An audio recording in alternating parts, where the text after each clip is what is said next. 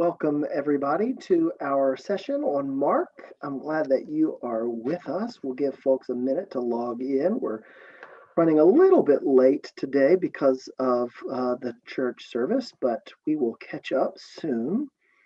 If you are watching on YouTube, we're glad you're here, but you would add to our class if you would join us in the discussion. We would appreciate it if you would take time to click over to the Zoom webinar where you can offer your questions and your comments, your input in the Zoom webinar. If you're on YouTube, you can hear and see us, but we can't hear from you. So I hope you'll consider joining us in the Zoom webinar. We're going to be looking at Mark, our second class on Mark. And our focus today will be on how Mark tells the stories of the miracles.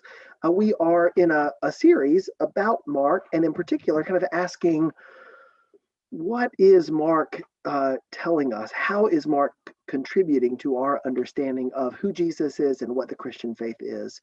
Last week, we looked at the time in the wilderness, how Mark told that story that we heard as our gospel lesson last Sunday. And today we're going to look at some miracle stories. Again, if you're watching on YouTube, hope you'll come over to the Zoom webinar. But if you're on the Zoom webinar, we're glad you're here. Let's start with a prayer, and then we'll dig into the text today. Let's pray. Gracious God, you reveal your love to us in your Son, Jesus, whom we know through the good news, the gospel given to the whole world. Guide us in our study of Mark and our conversation with one another, and today in particular, as we hear these familiar miracle stories, let us hear in them something as new and fresh as when those miracles were taking place here on the earth. In Jesus' name I pray. Amen. So welcome. If you're in the Zoom webinar, remember the Q&A feature is the best way to share your questions or your comments. I would love to hear from you, but the Q&A feature is the best way to do that. So a little reminder about last time. I'm not going to refocus on the wilderness story, but I want to remind you of some of the introductory comments that I offered last week in our session to remind us a little bit about who Mark is. And sometimes we forget that that Mark wasn't a disciple, at least not named as one of the 12 disciples. Might have been a follower of Jesus who knew Jesus in Jesus's life, but more likely someone who knew Peter. It seems that the Peter's influence, the Petrine influence, in the telling of Mark's gospel account is clear, and it's attested by early sources. So early on in the ancient Christian church, Christians identified that Mark got his gospel account primarily from Peter. For most of Christian history, it was assumed that Matthew was written first, and that Mark and Luke came later, and that John came last of all, which might be the reason they are typically ordered Matthew, Mark, Luke, and John. However, even by the 3rd and 4th century, already people were wondering, how do we make sense of this? If Matthew and Luke are so similar in so many different ways, close enough that they are quoting one another, how in the world did we get such a clear word by word, phrase by phrase, jot by jot, and tittle by tittle explanation or recording of the events if there weren't some sources that were circulating? And so already early on, the church begins to wrestle with this question of where did the gospel accounts come from? And by the time we get to the 18th century and then into the 19th and early 20th century, people begin to suggest that maybe Mark came first. Maybe Mark, the shortest and the kind of the simplest version, isn't an abbreviation of the other two, but instead maybe Mark came first, and that Matthew and Luke borrowed from Mark and from some other traditions that were known to them. That kind of debate within the Christian community and also within the academic theological community is at the heart of our pursuit during this series. We want to know what Mark is telling us, what's distinct about Mark's version of the good news, and how does an appreciation for where Mark's gospel account came from give us a deeper sense of where our faith started and how our faith is proclaimed and why Jesus would or would not have said or done a particular thing. All of those things help build our faith, and that's the hope in our series. So last week we looked at the story in the wilderness, and we saw That whereas Matthew and Luke tell long, elaborate stories with lots of details, Mark only offers a few lines, almost enough that we wouldn't even call it a wilderness encounter. It's more of a bridge to from one moment to the next, though a bridge that kind of characterizes, in some ways, the rest of Jesus's earthly ministry. This week, we're going to look at the miracle stories, and the kind of the question I want you to have in mind is, what does Mark understand the role of miracles to be in the good news of Jesus? What purpose, what role do these miracle stories serve in Mark's proclaiming of the good news? And we'll look at some comparisons and some contrasts to get to the heart of that. But really, hear these stories again and allow yourself to notice what's familiar to you and what's different to you. And what do you remember and what did you not remember? And when we start to compare with other gospel accounts, allow yourself to wonder, why are they different? And what do those differences tell us? And what do the similarities tell us about the importance of good news, of gospel? The word gospel means good news, so we use those terms interchangeably. So let's look at some gospel text. Remember, the Q&A feature is the best way for you to contribute to our conversation. But let me share this text. So I've got hopefully five different miracle stories from Mark. Two of them are only found in Mark's gospel account. And so they will say to us, why does Mark tell these stories that nobody else tells? The other three are found in other gospel accounts. And the kind of the question for us is, why does Mark tell it the way he tells it? And why do Matthew and Luke tell it a different way? And what do those similarities and differences, again, tell us about who Mark was and the message that Mark is contributing? So I want to start with one of the very first miracles in Mark's gospel account. It's not the very first one, but it's pretty close. Mark chapter 2, right near the beginning. And let's listen to this story, and then let's talk about what we notice. And then after we talk about that for a little bit, we'll compare this with Matthew's version and see some pretty substantial differences, and then we'll talk about those. So let me read this for you. This is Mark chapter 2, starting in verse 1 and going through verse 12. The he pronoun in the first sentence is Jesus. When Jesus returned to Capernaum after some days, it was reported that he was at home, and many were gathered together, so that there was no more room, not even at the door, and he was preaching the word to them. And they came, bringing to him a paralytic carried by 4 men. And when they could not get near him because of the crowd, they removed the roof above him. And when they had made an opening, they let down the bed on which the paralytic lay. And when Jesus saw their faith, he said to the paralytic, "Son, your sins are forgiven." Now some of the scribes were sitting there questioning in their hearts, "Why does this man speak like that? He is blaspheming. Who can forgive sins but God alone?" And immediately Jesus, perceiving in his spirit that they thus questioned within themselves, said to them, "Why do you question these things in your hearts? Which is easier, to say to the paralytic, 'Your sins are forgiven,' or to say, 'Rise, take up your bed and walk'? But that you may know that the Son of Man has authority on earth to forgive sins," he said to the paralytic, "I say to you, rise, pick up your bed and go home."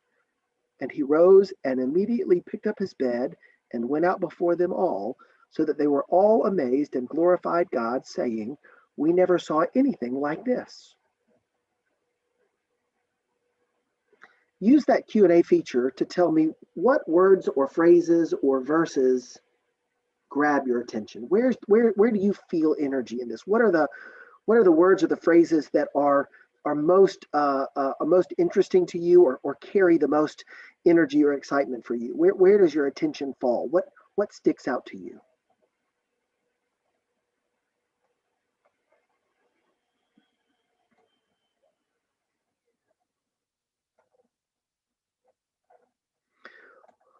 One of the things that sticks out to me, and I hope you'll share your comments in the Q&A, one of the things that sticks out to me is how familiar this story is to me.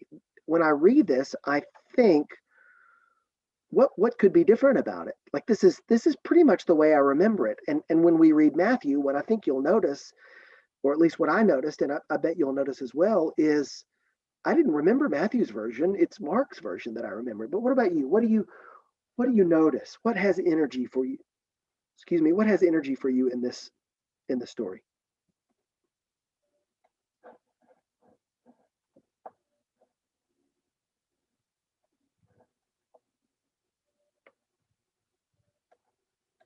Yeah. Robin points us to the yeah, and Robin and Evelyn Elledge both ask the same thing, which is their focus is when Jesus says, which is easier to say your sins are forgiven, or to say, rise, take up your mat and walk. Yeah, absolutely. Thank you. Isn't that a wonderful statement? And we could tease that apart. There are multiple sermons in that one sentence, right? Notice that he says, which is easier to say, your sins are forgiven, or take up your bed and walk. And yet, maybe beneath that is the question, which is actually easier to accomplish. There are lots of doctors and healers, and in Jesus's day, there are other miracle workers. We only hear about Jesus, but there are plenty of other miracle workers who do these unimaginable things. But notice the controversy that Jesus elicits in the religious authorities. It's about the forgiveness of sin. So miracle workers might help a lame person walk, but who can forgive sins except God alone? As the response is, yeah, absolutely. All right, what else? What else do you notice?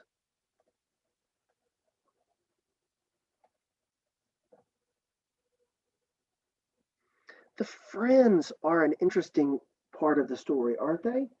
And just now, as I read it, the pronoun they in verse 3 was interesting to me. They came, bringing to him a paralytic carried by four men. I wonder, I mean, they, I presume, is the crowd, or the many who were gathered together. And out of this came a paralytic. But pretty quickly, our focus shifts from the they to these particular men who, because they couldn't get close to, removed the roof above him. Don't you remember that part of the story? Don't you remember that from Sunday school? Um, how they actually made a hole in the roof, and Jesus says, "Wow, what faith! Because of their faith, the sins of the man on the pallet are forgiven." And then there are also lots of layers about how is their faith efficacious for the man? What does their faith have to do with his sins? What's the connection between the paralytic's sins and his ailment? Is there a connection? Is there an implied connection, or is Jesus in some way rejecting that connection? Yeah. All right. Robin notices the Son of Man has authority to forgive these sins on the earth. Yeah, Jesus. There's a purpose here. Mark tells this story with this line right here, that you may know that the Son of Man has authority on the earth to forgive sins. Not This story doesn't progress to the climax of a man is healed. The healing of the man standing up, is a different climax. It's a spiritual climax. The fact that the man stands up is confirmation of a bigger point. And the bigger point is that the Son of Man, Jesus' typical self reference in Mark's account, um, that he has the authority to forgive sins. Yeah. Um, Evelyn notes immediately. And, one of the topics that we could have done in a particular week is immediately. I haven't chosen to focus on that, but, but um, Mark loves the term immediately. Immediately, Jesus immediately picked up his bed. Right? There's all this immediately. There's this there's this movement. Mark gives us this kind of this relentless movement. Yeah, yeah. So we've got a story that is familiar to us, lots of layers, lots of detail. Um, Hold on to that. We're going to come back to Mark. Mark is our focus for this series, but let's look at Matthew's version, and then we're going to come back to Mark and ask, all right, so what is Mark telling us? So I'm going to scroll down to Matthew's version. You can already tell it's shorter. Let me read it and just listen for what's the same and what's different. Getting into a boat, Jesus crossed over and came to his own city. And behold, some people brought to him a paralytic lying on a bed. And when Jesus saw their faith, he said to the paralytic, "Take heart, my son, your sins are forgiven. And behold, some of the scribes said to themselves, this man is blaspheming. But Jesus, knowing their thoughts, said, why do you think evil in your hearts? For which is easier, to say your sins are forgiven, or to say rise and walk? But that you may know that the Son of Man has authority on earth to forgive sins, he then said to the paralytic, rise, pick up your bed and go home. And he rose and went home. When the crowd saw it, they were afraid, and they glorified God, who had given such authority to men, or to humanity. How about that? What do you notice? What other than the fact that it's shorter, what about that grabs your attention, either in the text itself or in particular, what's the same or what's different? What do you notice as you compare those two texts?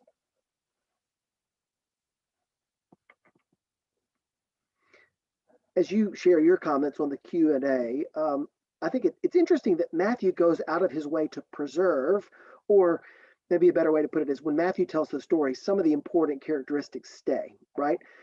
His own city, that was, as far as we can tell, Capernaum is where Jesus's operation was. So they have in mind the same geographic location. The fact that some people are carrying the paralytic, and that there's this whole focus on sins, right? Those are interesting. Robin notes that that unbelief is blaspheming, right? Yeah. So she notes that there's the fundamental refusal to recognize who God is and what God's doing, or to assign godly power to something that isn't God, or to deny godly power to something that is God, is blasphemy. And so the Robin notes the kind of the question of blasphemy is before us. Who's actually blaspheming? Yeah, thank you. Kristen says, this sounds more faithful when he says, take heart, right? Yeah, take heart, my son, not just son, your sins are forgiven, but there's a pastoral element there, right? Yeah. Evelyn finds that the dialogue with the scribes is more emphasized, right? Yeah, given the brevity of the rest of the details, what's left kind of carries more weight. If you strip away all the fluff, then everything that's left kind of shines through even more so. And maybe, as Evelyn points us to, that sort of overemphasizes or re-clarifies the focus on the conversation with the scribes. Yeah, they're the same story, right? We recognize they're the same story. There's no mention of a roof. There's no mention of of them sort of lowering him down. There's no mention of a crowd. None of that's there. But the story's the same, yet it's substantially different. And I'm curious, it's the differences that I'm interested in, not only the accidental differences, like what, without even realizing it, what gave Mark this different approach, but then going even deeper, what was the intention behind it, right? If Matthew could have told the story the same way Mark did, why didn't he? Or if Mark could have made it simpler and told it the way Matthew did, why didn't he? That's of interest to me. So what do you notice? Let's go back, if you'll let me, kind of remember Matthew. Let's go back to the Mark version. And I'm curious, and this is the hard question, but it's kind of the question I think we're drawn to, which is, so what's significant about this version? What's different? How is this characterized differently? How's the flavor different for us? And then as we read all of them, we'll go one step further and say, what does that tell us about Mark? But let's just start with this story. Like, what's different about this? What is it about Mark's version that is significant, especially when contrasting it with Matthew's version?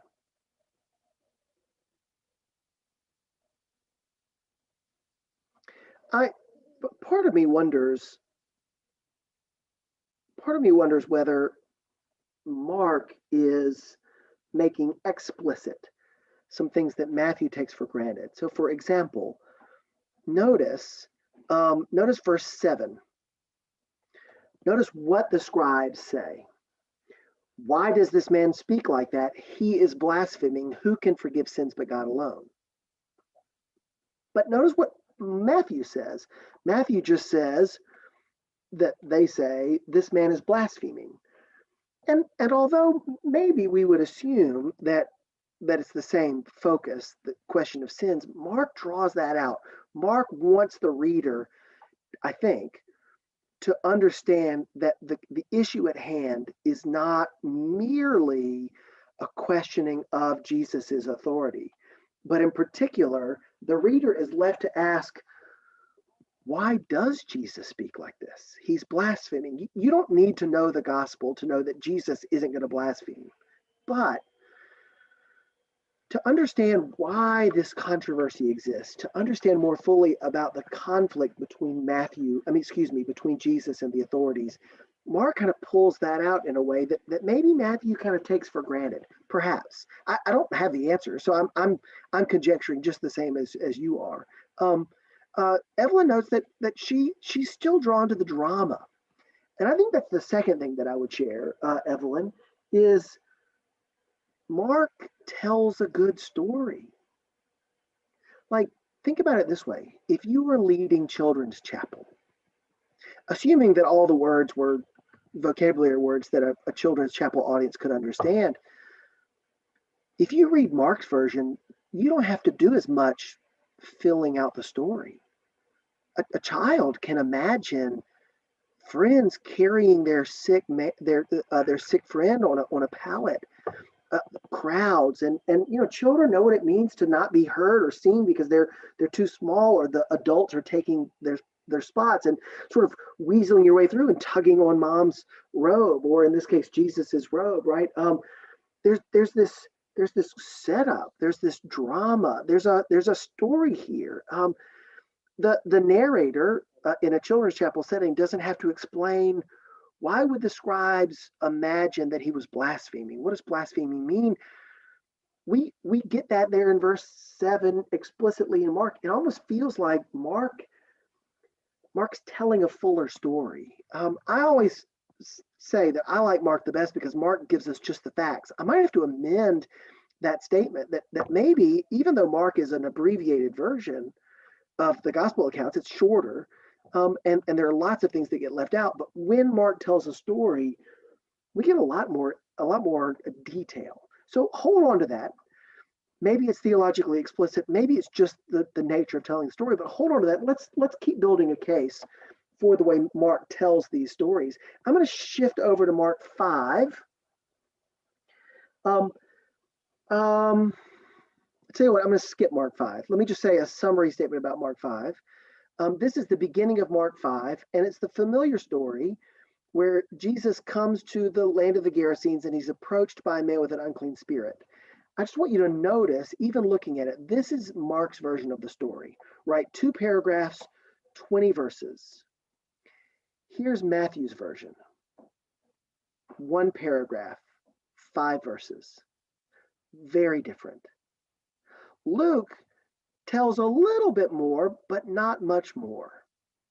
So Mark, again, detail, storytelling. I won't read it, but notice, I'm going to highlight it for us. Notice that in the first 6 verses, most of those words are about the demoniac, a man with an unclean spirit who lived among the tombs. No one could bind him, not even with a chain, found in shackles and chains, wrenched the chains apart, broke them in pieces, no one had the strength, cutting himself with stones. Like all of these details setting up for us in a very vivid way the man possessed by demons. But notice how Mark and Luke tell the story. How Matthew and Luke tell the story. Matthew tells us that there are 2 demon-possessed men coming out of the tombs, and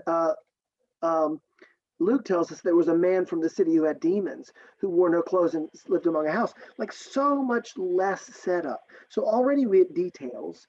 Also, Mark gives us a conflict between the herdsman whose herd of pigs ran into the sea and Jesus. But Luke and Matthew don't give us any of that conflict, just the result. And so Matthew, Mark, and Luke all tell us a story about a Jesus who is able to cast out demons. Matthew and Luke tell us that story, but Mark wants to tell us more about it. He wants us to inhabit it. Mark's a vivid storyteller. So anyway, I'm not going to read it, but let's hold on to that. I'm going to skip to the second half of Mark chapter 5. And I am going to read this because this not only gives us example of detail, but another technique that Mark likes to use. So let me read this story. It comes right after what I just was referring to. This is from Mark chapter 5, the second half of chapter 5. And again, notice a lengthy story, but I'm going to read Mark's version. When Jesus had crossed again in the boat to the other side, a great crowd gathered about him, and he was beside the sea. Then came one of the rulers of the synagogue, Jairus by name, and seeing him, he fell at his feet and implored him earnestly, saying, "My little daughter is at the point of death. Come and lay your hands on her so that she may be made well and live." And he went with him. And a great crowd followed about him and thronged about him. And there was a woman who had a discharge of blood for 12 years, and who had suffered much under many physicians, and had spent all that she had, and was no better, but grew worse. She heard the reports about Jesus, and came up behind him in the crowd, and touched his garment. For she said, "If I touch even his garments, I will be made well." And immediately the flow of blood dried up, and she felt in her body that she was healed of her disease. And Jesus, perceiving in himself that power had gone out from him, immediately turned about in the crowd and said, "Who touched my garments?" And his disciples said to him, "You see the crowd pressing around you, and yet you say, 'Who touched me?'" And he looked around to see who had done it. But the woman, knowing what had happened to her, came in fear and trembling, and fell down before him, and told him the whole truth. And he said to her, "Daughter, your faith has made you well. Go in peace, and be healed of your disease." But while he was still speaking, there came from the ruler's house some who said, "Your daughter is dead. Why trouble the teacher any further?" But overhearing what they said, Jesus said to the ruler of the synagogue, "Do not fear, only believe." And he allowed no one to follow him except Peter and James and John, the brother of James. They came to the house of the ruler of the synagogue, and Jesus saw a commotion, people weeping and wailing loudly. And when he had entered, he said to them, "Why are you making a commotion and weeping? The child is not dead, but sleeping." And they laughed at him. But he put them outside, and took the child's father and mother and those who were with him, and went in where the child was. Taking her by the hand, he said to her, "Talitha cumi," which means, "Little girl, I say to you, arise." And immediately the girl got up and began walking, for she was 12 years of age, and they were immediately overcome with amazement. And he strictly charged them that no one should know this, and told them to give her something to eat. What do you notice? Where's your attention fall? Familiar story, two miracles compressed into one story, one episode. What do you notice? What are the connections that you make? What are the details that seem interesting to you? What do you like about the story? What challenges you about the story? What do you notice?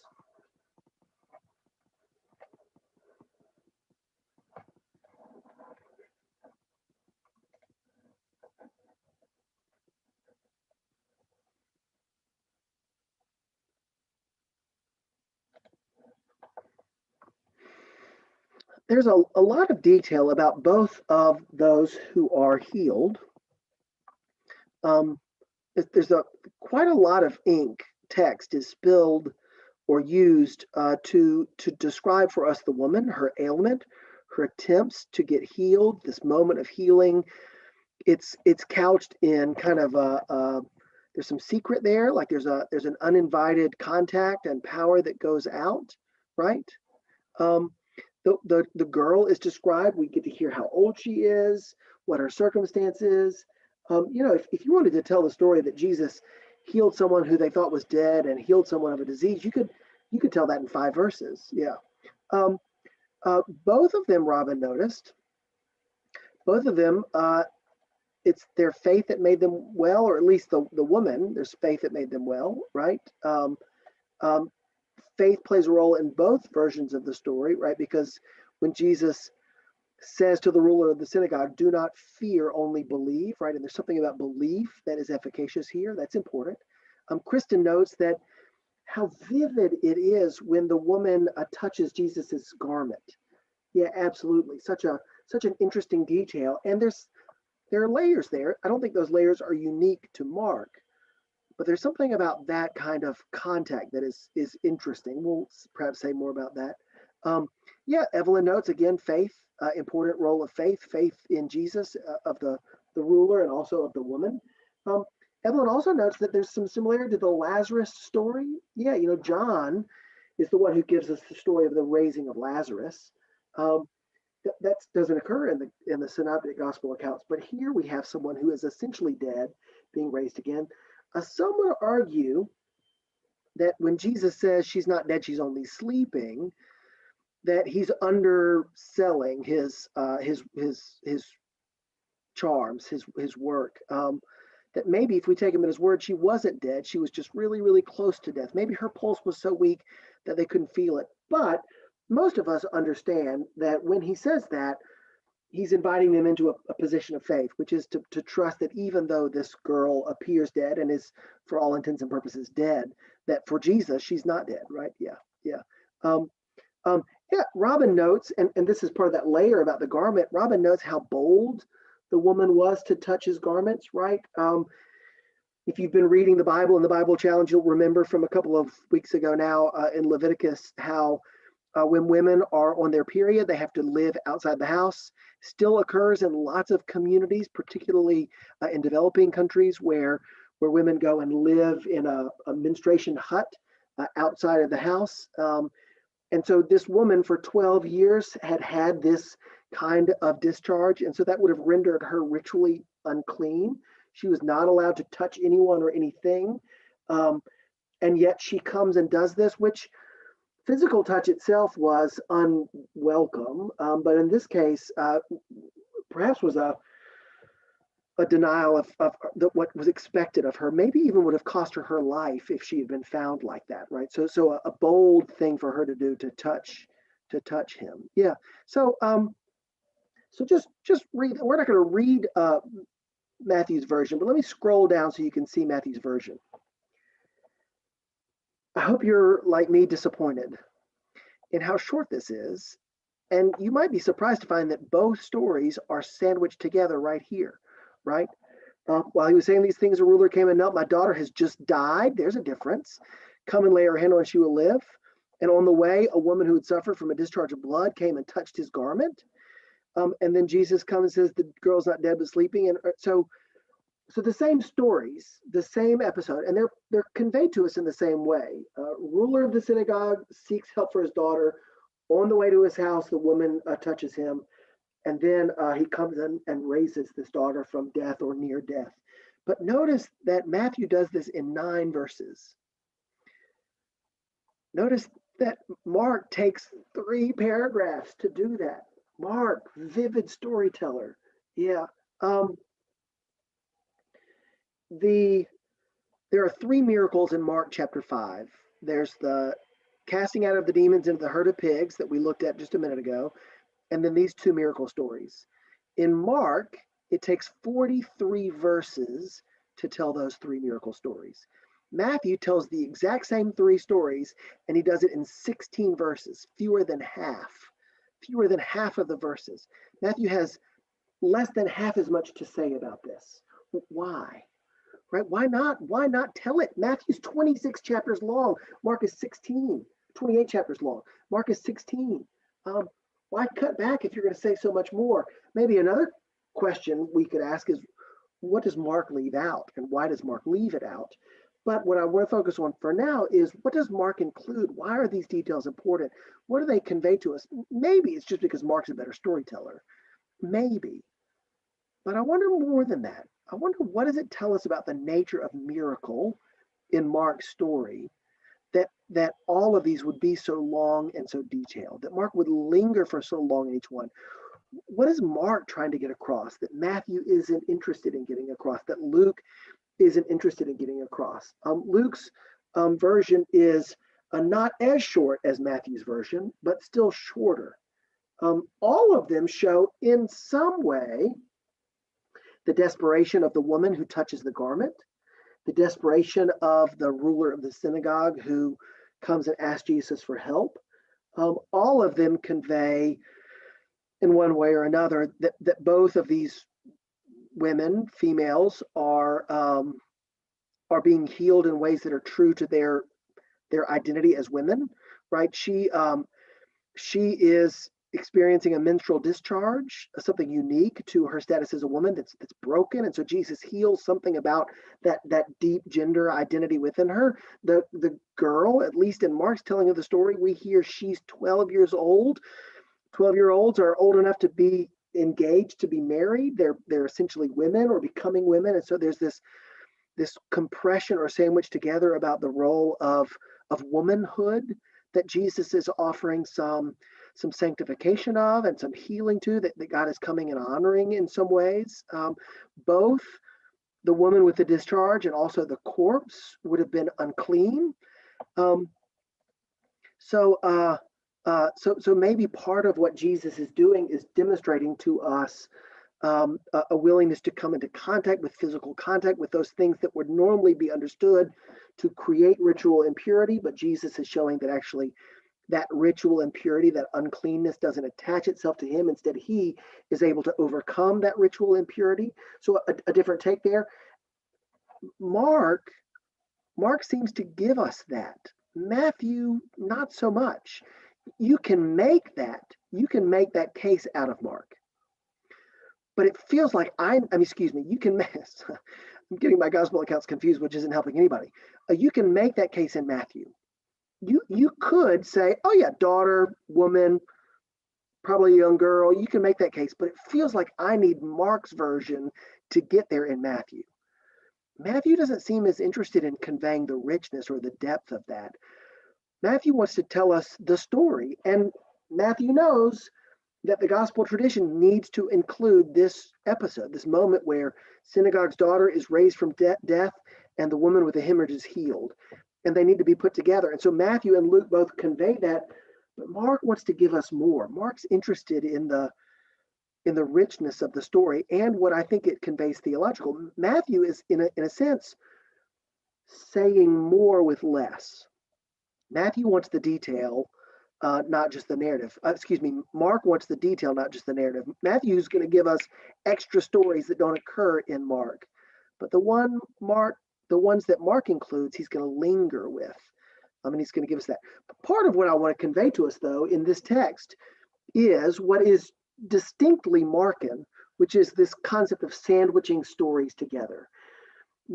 Matthew and Luke also give us the sandwich version of this story, but there are a number of sandwich stories. Think bread with the meat in the middle, that Mark conveys that the others don't. If you remember Mark's version of Holy Week, when Jesus arrives in Jerusalem, he curses a fig tree because it doesn't have any fruit on it. He goes to the temple and chases out the money changers. And then the next day, we discover that the fig tree had withered. Stories about fruitfulness and fruitlessness sandwiched together to convey a deeper meaning, that Jesus is chasing out of the money changers is about the fruitfulness or the fruitlessness of temple worship. And the fig tree helps us see that. Similarly, there's an episode in Mark chapter 3, an encounter with family, a question about blasphemy, and again, a rejection of family identity, which Mark sandwiches together to convey a greater truth. Mark does that a number of times. Matthew and Luke don't, except for when they're borrowing directly from Mark and making sure that they get the story the same way that Mark told the story. But this concept of sandwiching stories together is distinctly Markan, and I think it continues to underscore for us the importance of miracle in Mark's account. Miracles are foundational to who Jesus is in the Jesus tradition. However, Mark relies on them more heavily. Mark does more with them. Mark leans into them more because he gives us kind of this rich or fuller explication. Mark is interested in quality, not quantity. Matthew and Luke, we might say, are interested more in quantity instead of quality. Though that's a dismissive statement that suggests that they're not as good or powerful. They're just powerful in different ways, if you will. All right, two more stories that I want to get to today. The next one is only in Mark. In fact, the last two are only in Mark, and they come pretty close to each other. This one's going to be from the end of Mark 7, and the next one's going to be from the middle of Mark 8. And if you watched church a little while ago, these two stories are happening right around the time as the gospel lesson from today. These two are setups to what we heard about in the sermon and in the gospel lesson today. So this is from the end of Mark 7, only found in Mark's version. Jesus, as you can see from the heading, Jesus heals a deaf man. Then Jesus returned from the region of Tyre and went through Sidon to the Sea of Galilee in the region of the Decapolis. And they brought to him a man who was deaf and had a speech impediment. And they begged him to lay his hand on him. And taking him aside from the crowd privately, he put his fingers into his ears and after spitting, touched his tongue. And looking up to heaven, he sighed and said, Ephphatha, that is, be opened. And his ears were opened, and his tongue was released, and he spoke plainly. And Jesus charged them to tell no one, but the more he charged them, the more zealously they proclaimed it. And they were astonished beyond measure, saying, He has done all things well. He even makes the deaf hear and the mute speak. Lots of detail. What's interesting to you? Use the Q&A feature, if you would please, to share with me what words or phrases or aspects of that episode catch your attention today. What do you notice? And again, if you're watching on YouTube, I'm glad you're here. Would love for you to come and join us in the Zoom webinar so that we can hear from you. But if you'd rather stay where you are, you're certainly welcome to do so.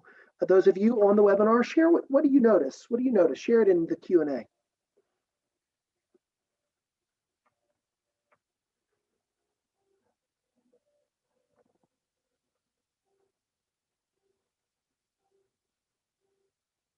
What do you notice? Tell no one. Evelyn, yeah, thank you. That jumps out. And in particular, this episode, we see not only did he tell them to tell no one, but the response is that the more he charged them, the more zealously they proclaimed it.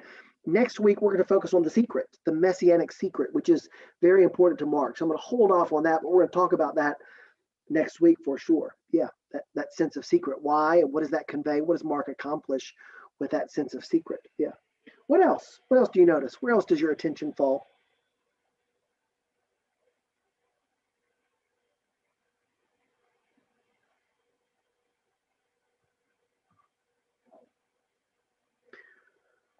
I love this word, ephatha. We've got a double PH, kind of like a double F, efficacy, right? Ephatha, you need to hear them both. Yeah, a foreign word, Aramaic into Greek. Yeah, ephatha. What is that? What does that mean? Which is be opened, but why convey that? Why give us that? I'm just interested. I don't necessarily have the answer, but I'm interested in it. What else interests you?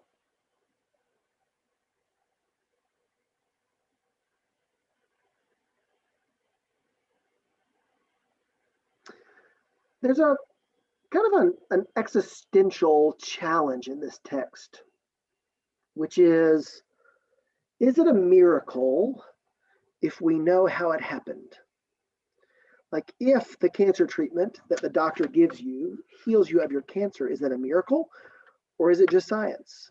I like to say that miracles are always in the eye of the beholder. So even if it's not magical or miraculous to you, if it's magical or miraculous to me, that's what matters. But Mark gives us a miracle with lots of details about how it happened. Takes him aside privately. Jesus puts his fingers into his ears, spits, touches his tongue, looking up to heaven, sighs, this kind of groan, and says this incantation, this strange word, ephatha, which means be opened, and it worked. Does it cheapen for you? Does it lessen for you the power of Jesus's miracle? Contrast this in your memory with those moments where Jesus even heals someone from a distance, right? When the Roman centurion comes and says, my servant is at home sick, but I'm not worthy to have you enter my house to come under my roof. If you'll just say the word, he'll be healed. Jesus says, I've never seen faith like this in Israel. It is what you ask for. He's healed. And all the way down in the next village over, at that hour, his servant was healed. And so the gospel writer wants us to know that so powerful is Jesus that he doesn't even need these traditional means, the poultice or the spit or the incantation or the touch. Jesus is able to do it there. Here we get all those details. I'm curious, does that lessen it? Evelyn thinks the miracle is in the detail, part of the miracle is the detail itself. Yeah, thank you. That's the other way to see it, right? Isn't it? It's interesting. But imagine, uh, have any of you been watching All Creatures Great and Small on PBS? It's a re-release, if you will, and veterinarian in the 1930s, I think. I haven't seen more than one or two episodes, but in one of the early episodes, there's a moment where the veterinarian offers this treatment of a horse who had an abscessed hoof, and he pours some iodine in top of something else, and it creates this kind of purple cloud of smoke and a little noise. And on the way back, the veterinarian in training says, I've never read about that technique. And the experienced veterinarian says, oh, it doesn't do anything except for make a good show. We want to give our patients a sense that they're getting what they're paying for, which is awfully peering behind the curtain of the Great Wizard of Oz, if you will. But in Jesus's day, there are other miracle workers, there are other healers, and they have their own techniques. We get to see some of Jesus's technique. Ultimately, what matters is it works. But Jesus seems to be relying on some ungodly things, spit and touch and this incantation. Jesus doesn't say, God, heal him.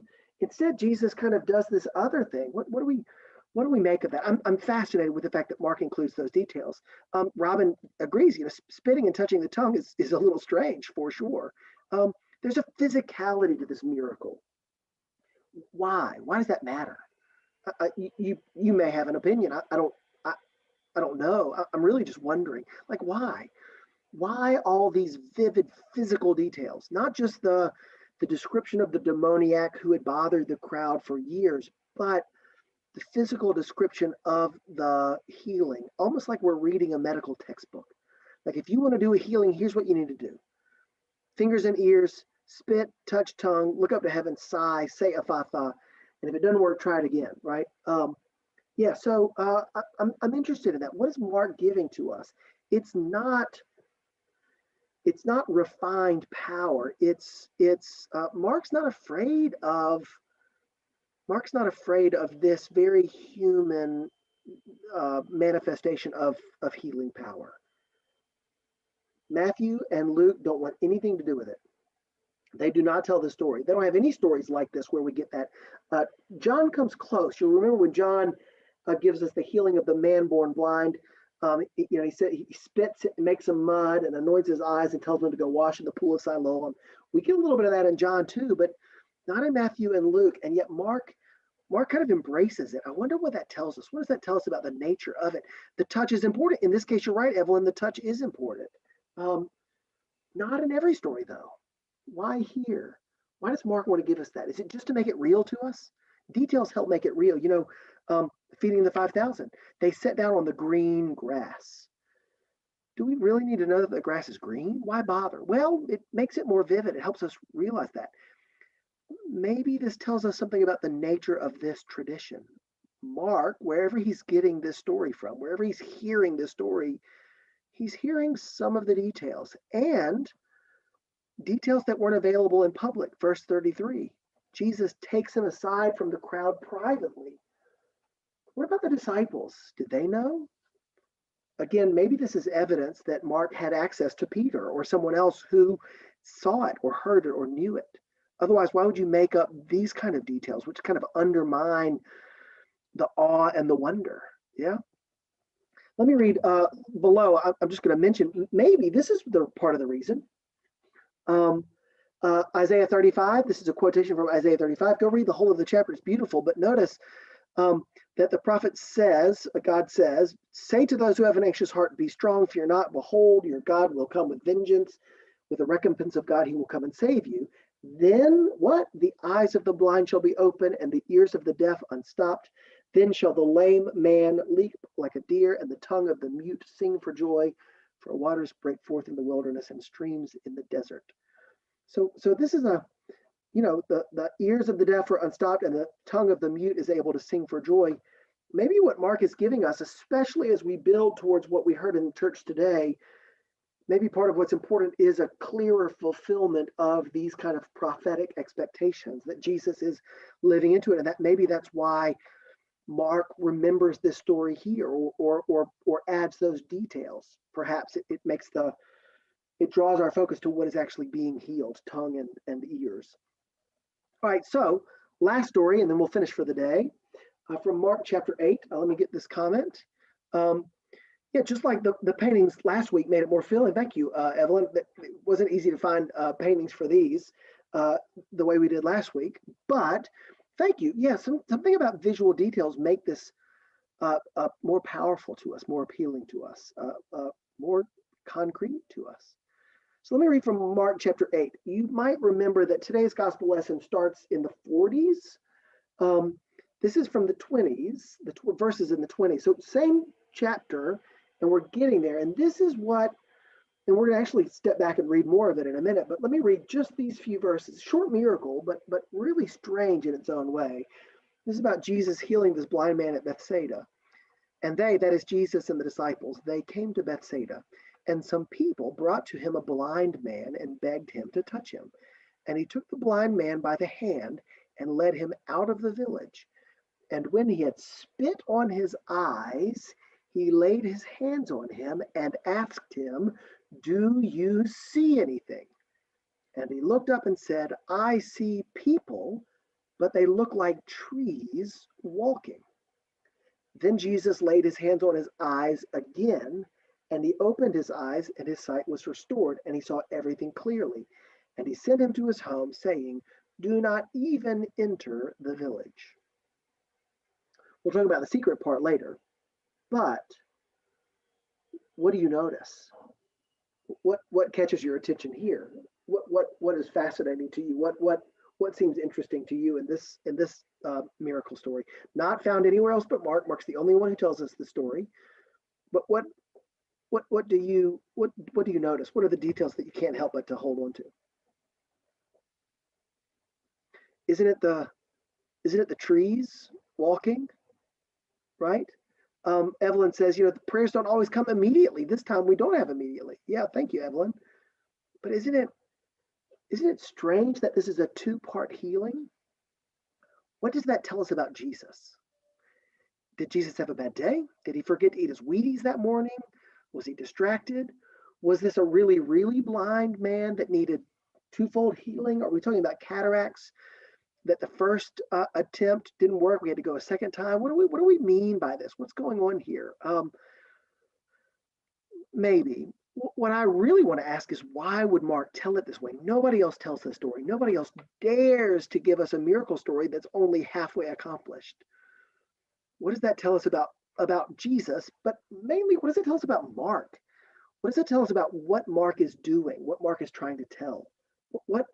What part of the good news is conveyed here? Surely it is not that some miracles are so tough that Jesus needs a second go. That's not the gospel truth. Mark doesn't give us a limited Jesus. Something else is going on here. So what? So what is Mark doing? Why does Mark give us this? Yeah, Evelyn suggests that maybe it's about persistence and faith.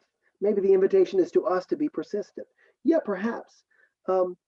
I think when we step back a little bit, I haven't been fair to you by only giving you the miracle story and not the surrounding text. But what I want you, before we look at the surrounding text, notice that this is a blind man, one who can't see, that Jesus does this physical thing, again, physical description, spit on his eyes, laid his hands on him. There's a real physicality to it, so much so that we even go back and realize that it didn't happen in its completion the first time. It requires a second attempt. But in particular, notice what the man says. "I see people, but they look like trees walking." His sight is partially restored, but he doesn't get the whole thing. He can't see what they really are. There's a confusion or a distraction. Then Jesus goes back again, and this time his sight was restored, and he saw everything clearly. What a powerful statement about what that is, right? Robin wonders what maybe the reason he couldn't heal in the town is because of the town's disbelief. Maybe there's some connection there, though I'm not sure other gospel accounts are critical of Bethsaida. But Mark isn't critical of Bethsaida in that way.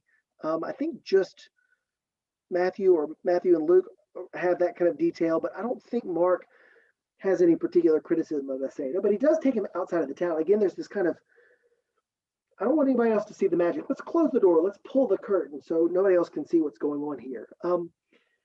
A related question before we look at the rest of the text, a related question is why don't Matthew and Luke tell the story?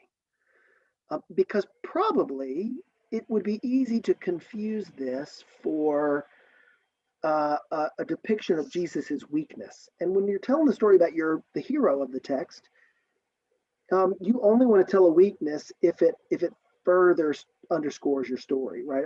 Helps your cause. This doesn't really help the cause. If Jesus is Lord of heaven and earth, has the power to heal even from a distance, you could easily read this text and think Jesus needed a second go for whatever reason, because of the man's problem, because of the blindness, because of the faithlessness of others, because Jesus had a bad day. But that's not what Mark is trying to tell us.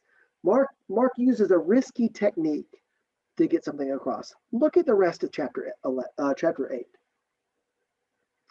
The Pharisees came and began to argue with Jesus, seeking from him a sign from heaven to test him. And Jesus sighed deeply in his spirit and said, "Why does this generation seek a sign? Truly, I say to you, no sign will be given to this generation." And he left them, got into the boat again, and went to the other side. Now the disciples had forgotten to bring bread, and they only had one loaf with them in the boat. And he cautioned them, saying, "Watch out, beware of the leaven of the Pharisees and the leaven of Herod." And they began discussing with one another the fact that they had no bread. And Jesus, aware of this, said to them, "Why are you discussing the fact that you have no bread? Do you not yet perceive or understand? Are your hearts hardened? Having eyes, do you not see? And having ears, do you not hear? And do you not remember when I broke the 5 loaves for the 5,000? How many baskets full of broken pieces did you take up?" They said, 12. 7 for the 4,000. How many baskets? 7. And he said to them, "Do you not yet understand?" So at this point, Jesus is giving it to the disciples, saying, "Come on, why are you worried about bread? Don't you understand what I'm talking about? Don't you get it? Don't you see clearly? Can't you hear clearly? Can't you perceive? Don't you remember?" And as soon as they come to Bethsaida, they bring him a blind man to touch him. And he took him by the hand, spit on his eyes. "Do you see anything?" "Ah, I see people, but they look like trees walking." And he tried again, and he saw everything clearly. But notice what comes next, and this is right before the gospel lesson for today. Jesus went on with his disciples to the villages of Caesarea Philippi, and on the way he asked the disciples, "Who do people say that I am?" And they told him, "John the Baptist, others say Elijah, and others one of the prophets." And he asked him, "But who do you say that I am?" Peter answered him, "You are the Christ." And he strictly charged them to tell no one about him. Oh, well, why didn't you say so, Mark? Right? Our lectionary does this kind of thing where it splits everything up. But how can we hear this story about a man being healed in stages without hearing this bit about the disciples' lack of understanding, the Pharisees' demand for a sign, and then at the bottom, Peter gets it. And not only does he get it, but notice how he gets it. Who do people say that I am? They see you as important, but they don't fully understand who you are. They're talking about that you might be John the Baptist or Elijah or one of the prophets. So they're on the right track. You look like trees walking. But then he says, "Who do you say that I am?" And Peter says, "You are the Christ," right? And it all comes together. Peter sees clearly. So this whole chapter 8, is about seeing clearly. The sermon for today is about once you see clearly, there are going to be some consequences to that, some rather painful consequences to that. But again, if we refuse to see it, if we don't see it, we might as well not know that Jesus is the Christ, right? So all of this holds together. So what we get when we read the whole story is we get a Mark who's trying to tell a much bigger picture. For Mark, miracles are instrumental. He uses them to do something. Mark isn't just interested in telling the story. Mark's interested in telling the story to prove a point or to convey something bigger, something not in the text. And if we go back and think about all the stories we've heard today, the paralytic about sins being forgiven, not only is Mark interested in giving us a Jesus who can forgive sins, but to help us see the nature of the conflict between Jesus and the religious authorities, the dispute over who can forgive sins. when it's time to heal the demoniac and the conflict that erupts between Jesus and the townspeople, the herdsmen. Mark wants us to hear not only that Jesus has power over demons, everybody wants us to know that, but Mark wants us to understand that Jesus' power over demons stands in direct conflict to the people on earth. That Jesus' triumph over evil spirits is threatening to the livelihoods of people around us. Mark gives us that story. Matthew doesn't. Jairus' daughter and the hemorrhaging woman. Sure, Jesus is able to heal somebody who was dead or near death, and he's able to heal someone who had a hemorrhage. But Mark wants us to understand that those two are about Jesus overcoming impurity, overcoming expectations of uncleanness, about honoring the identity of these women whom the religion of the day would have thought of as being unclean or unwelcome. Jesus redeems those and does so more fully than Matthew or Luke's version conveys. The deaf mute, right? What is Jesus interested in doing? But maybe Mark wants us to see that there's some physicality to it, but also Mark gives us something because Mark's trying to convey as we build up to Mark chapter 8 that Jesus is the fulfillment of our expectations, the prophetic expectations. And then last of all, having seen all those signs, having read all those miracles, having not only heard what happened, but read the subtext, Mark seems to want us to know, can you see clearly, or are you still interested in just the miracles? Are you still talking about the bread? Yeah, so what do you think about that? What do you hold on to? Robin notes, yeah, isn't that interesting? Let's go deeper. How can I hear the other miracle stories with that same sense? Absolutely. Matthew and Luke don't do it the same way. Matthew and Luke have a different approach. Mark's a storyteller. One of the things I think this gives us is that Mark had access to the oral tradition in a way that maybe Mark had access to the oral tradition in a way that maybe Matthew and Luke didn't. Mark sat down with Peter. Peter was not an author. Peter was a preacher. Read Acts, right? And if you sit down with a preacher and a storyteller, you're going to hear some stories, and you're going to tell the stories like this. Matthew and Luke don't tell the stories like this. Even though Matthew is understood to be a disciple, Matthew doesn't give us these kind of stories. Maybe Matthew was the administrator and not the preacher. Churches need administrators too. So maybe Matthew recalls the stories differently. Peter's got a knack for telling a story. Mark has a knack for telling a story and using a story to convey something deeper. I'm enjoying Mark. I hope you're enjoying Mark. We've run over today. Next week, we're not able to run over. Next week, we've got an 11 o'clock service that by now we'll be about 10 minutes into. So I'm not going to be able to ramble on as much, but I'm going to enjoy it today. I'm glad y'all have been with me today. I love Mark. And the more I study Mark, the more I love about Mark. And I hope you're enjoying this journey as well. Next week, we're going to go back to some miracle stories and not study the miracle as much as what Jesus tells at the end of the miracle. Tell no one about this. Matthew and Luke have a couple of hints of that in their account, but nothing like what Mark has. For Mark, this concept of secret is critical to his telling of the gospel. And I wonder why. What does that tell us about Mark? What does that tell us about Jesus? Glad you've been with us. Thank you all for being together. Let's finish by saying together the prayer that Jesus has taught us. Our Father, who art in heaven, hallowed be thy name. Thy kingdom come, thy will be done on earth as it is in heaven. Give us this day our daily bread, and forgive us our trespasses, as we forgive those who trespass against us. And lead us not into temptation, but deliver us from evil. Thine is the kingdom and the power and the glory forever and ever. Amen. Thank y'all. Good to be with you. I hope y'all have a great afternoon, and I hope to see you again next week. The adult forum will still be online only. There will not be any in-person adult forum. Not yet. We're not ready for that part yet. But online adult forum, online 8:45 and 11 o'clock services, but we'll also add some in-person congregation for 7:30, 8:45, and 11. Hope y'all have a great afternoon.